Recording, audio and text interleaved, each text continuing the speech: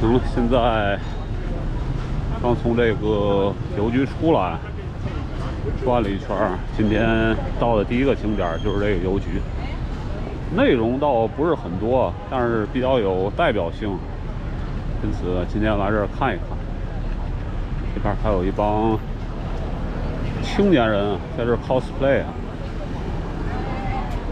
其实这个 cosplay 在东南亚，说实话还挺多。之前在这个印尼的万隆也见过，这个泰国那边很多，都是受这个日本文化影响。现在这个圣母院，西贡圣母院，差点说成巴黎圣母院，西贡圣母院正在修缮之中。啊 ，Notre Dame。塞贡圣母院，西贡，这个确实有点像这个巴黎圣母院的这个造型，只不过就是稍微小了一点。刚才买了瓶可乐，这边东西说实话不便宜，这个可乐大概是7块5，1.5升的7块5，在国内7块5能买个2升的了。在这边1.5升，但是有一点我感觉挺值得推荐的啊。它这个只要买这个可乐，它送你一个这个小提钩啊。这国内也有，但不是说所有的都有，部分有。有的没有的话，你得拿个袋子，就是拎着走了。这个直接啊，你买完之后，他给你套上这个。感觉这倒挺方便啊，不用拿一个袋子啊。这是一个就算是书店一条街吧，还挺雅致啊这地方，而且还挺凉快的，看上面全是树啊。刚溜完这个邮局啊，可以来这个书市看一看啊，但是大部分的书都是越南语的，看也看不懂啊。全是越南语的图书。要是正在学越南语的话，可以来这个书市啊，买几本书回去看一看。国内买一本越南语的书应该不容易。现在国内就是英语书比较多，其他的语种说实话并不多。像这个越南语的书啊，可以说凤毛麟角吧。其实两个国家离得挺近的，但是互相的这个语言和文字都不一样。书市别说啊，还挺舒服，溜达一圈。刚才在这个邮局里还挺热的。现在有个想法，要不要离开这个胡志明啊，去芽庄那边？刚才我查了一下啊，这个从地图上看啊，这个芽庄离胡志明并不远。我说是从地图上看啊，好像两地，在我的感觉啊，也就是200公里吧，200-300公里，多说一点。结果一查啊，420多公里，好嘛，这一道不近了。坐火车的话也得坐个小半天儿。因此现在我在想，是不是去芽庄那边？因为如果要是去芽庄那边的话，很大的可能啊，我还得回到这个胡志明这里。到时候就是一来一回啊，感觉800多公里不轻松啊。或者是不去了，就在这个胡志明待着吧。现在不知道之后要去哪里，感觉这个胡志明这些景点都比较集中吧，大概逛个2-3天，也差不多也就都逛完了。之后是继续在这儿待着呢，还是北上呢？现在说实话，我也有点不太清楚。因为之后呢，可能会在这个胡志明这边啊见一些朋友，他们现在是放假了，因此呢暂时见不着啊。得到放假之后啊。如果要是等到放假之后的话，我就得在这个胡志明待一段时间了。因此现在就是又想离开这里，到时候还得回来，因此现在真的是进退两难了。我可以去这个火车站问一问，如果要是票价合适的话，其实去趟芽庄也可以，到时候过个3、5天啊再回来也行。因此我看看是不是去趟火车站呢？行，我现在找公交车去火车站那边。其实火车站现在离我也就3公里。行，我现在看看怎么能去到这个火车站那边吧。这有一个公交汽车站，看着比较简单。从远处看，还以为是一个普通的那小凉亭了，也没个座儿。应该是坐30路可以到这个火车站那里。看看啊，在哪里？越南这边的公交车应该不贵啊，也就是1、2块钱吧。因此相对来说，这个坐公交车比较实惠一些。还没找着这个火车站，我应该能拼出来火车站的这个越南语。越南语好像是嘎嘎，就是这个火车站的意思。怎么没找着呢？还没找着。哦，在这里。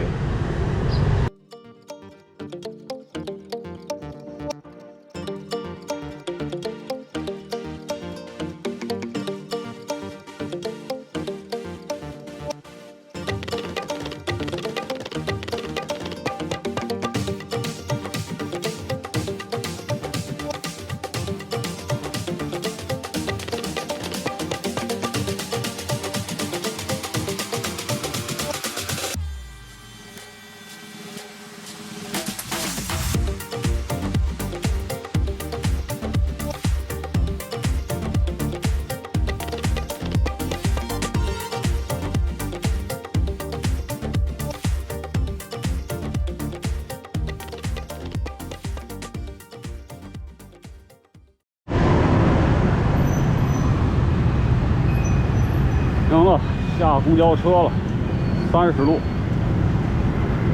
这个30路不是直接到这个火车站的，刚才找了半天，还说怎么没有火车站那一站呢？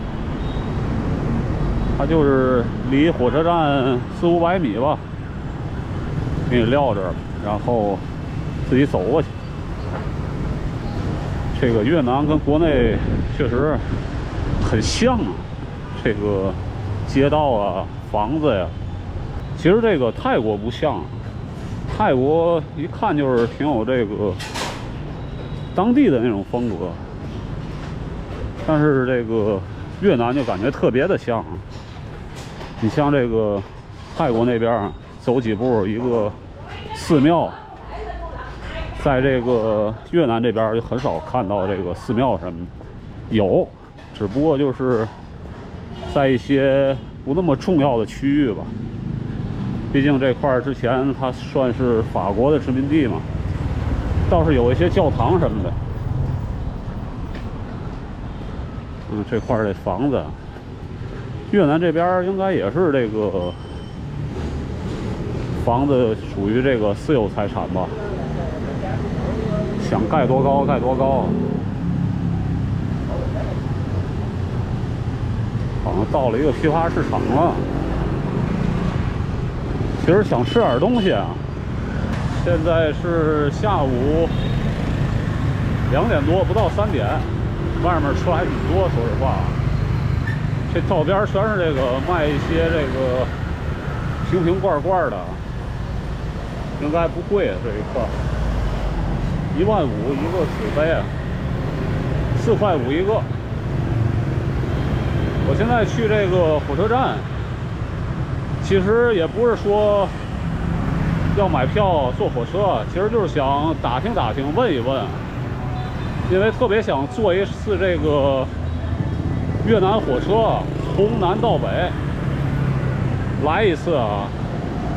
我查了一下，好像是不到40个小时吧，从胡志明这里直接坐到河内，这一道不近了，将近2000公里了。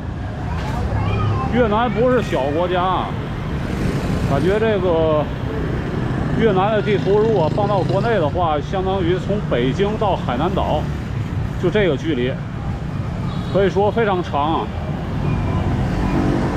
因此呢，一会儿我打算进到这个火车站里问一问啊，先问一问去这个芽庄的这个火车票多少钱，之后呢再问一问从胡志明这里坐到这个河内是多少钱啊，都问一下。合适的话就坐一次火车。其实这个机票不贵，机票是200多。我之前查了一下，大概是260多吧，其实挺便宜的。2000公里了，从这个北京到海南岛，200多，这个可以说是清仓大处理了。感觉国内肯定没有这价格，200多块，顶多就是这个北京到河南吧，估计。哎呀，天，下午现在有点热。前面应该就是这个火车站吧，反正就在这一带了。火车站尽量小心点儿，这个国内反正一般到火车站都得小心点儿。这个国外像越南，估计也得小心点儿。具体情况你也不知道，乱乱哄哄的。一会儿查一下，看看怎么去这个火车站啊。售票大厅，这是快递。越南这边现在也慢慢的开始整这快递了，那大箱子，估计只比国内贵，不会比国内便宜，感觉。看那边卖吃的，一会儿要不在那儿吃点儿，来一碗，这儿应该不贵啊，10块钱左右。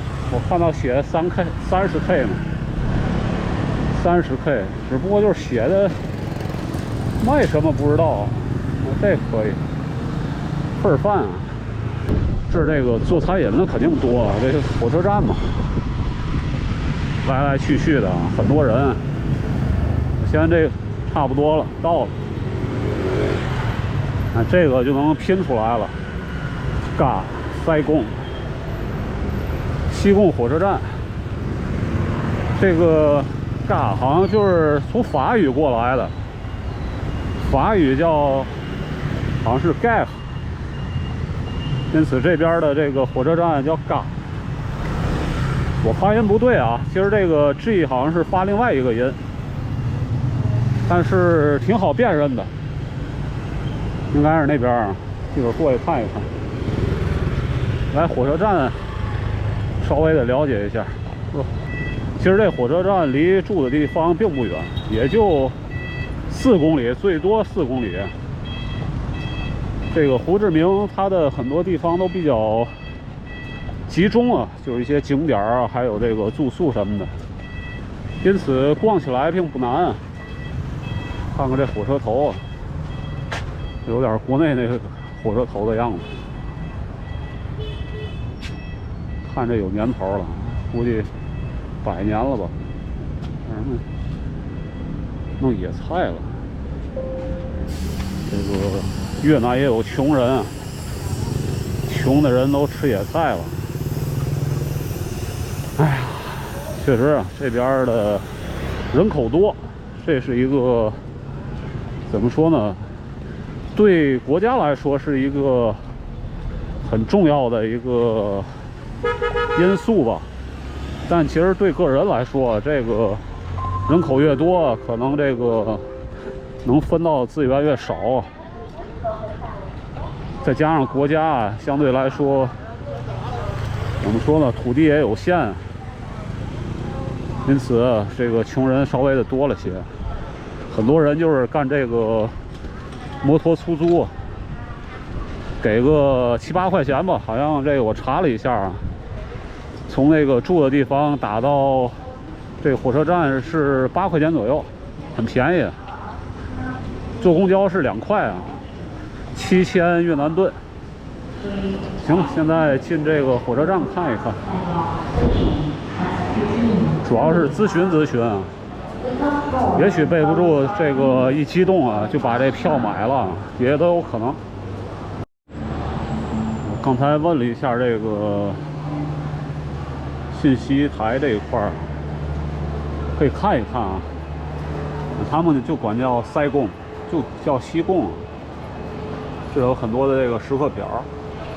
因为现在是这个假期嘛，处于这个越南人啊这个回乡比较集中的一个时期啊，这个时候买票不好买。刚才我问了一下芽庄啊，就是这个假期期间是没有票的，已经都订完了。假期之后实际上就没必要了。如果那样子的话，我就可以这个再过一段时间啊，再去这个芽庄，可以这一段时间就一直待在这个胡志明就得了。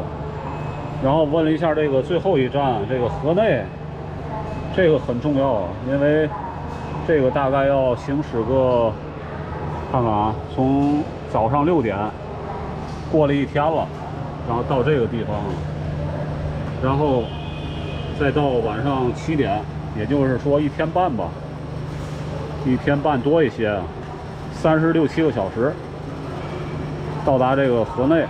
然后票价是刚才问了，100多万越南盾的话，就相当于人民币将近500块了。刚才好像他说的170多万，如果我没记错的话，是170、130，没听清楚，肯定有100万。因此这个价格比较贵。这个坐飞机的话，也就是200多块，不到100万。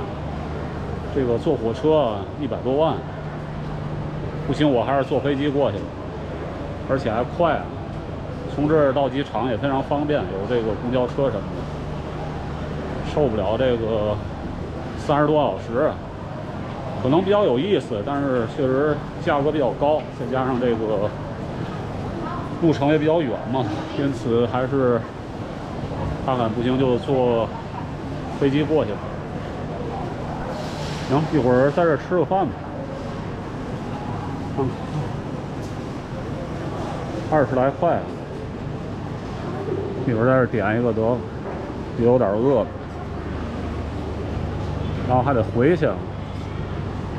行，先在这个火车站待到这儿吧，一会儿出去转一转。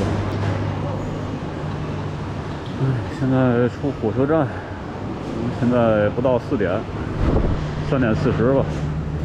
本来想吃点东西，一看他卖的那个都是炸鸡什么的，懒得吃了，想吃点这个越南风味的东西。可能大概率还是会坐这个火车过去，我感觉，因为确实挺有意思，坐30多个小时火车，而且是卧铺，肯定不会坐这个硬座过去，就是这种像国内的那种硬卧，来个卧铺，累了就躺会儿，然后没事儿的时候看看外面的风景。30多个小时，1天半吧，感觉更有意思一些啊。飞机的话几个小时，3个小时、4个小时，太快了，没意思。因此呢，很大概率还是这个坐火车过去。我现在还没有定啊，到时候如果要是定下来的话，就直接买张票啊。如果那样子的话，我就得在这个胡志明啊待的时间长一些了。那样的话呢，就只去2个城市啊，可能会是3个，也许是2个。一个就是这个胡志明，另外一个就是河内，可能还会去这个河内周边的一些城市。那边有一个海防嘛，下龙湾啊。可能会去那边转一转。因此呢，现在如果要是一切都不改变的话，就按照这个行程走了。也就是说，不去什么芽庄啊、岘港啊，这些都不去了。多少可能有点可惜吧，但是感觉这个越南这边入境还可以，不是很难。就是买个批文，然后到机场，让他给你这个办一个这个落地签，25美金，也没有什么这个找你要小费的情况啊。我感觉还可以啊。因此呢，可能以后还会再来这个越南啊，到时候可以去这个芽庄啊，还有这个岘港去看一看。这次不如就是把这个胡志明和河内啊，好好的转一转，也可以。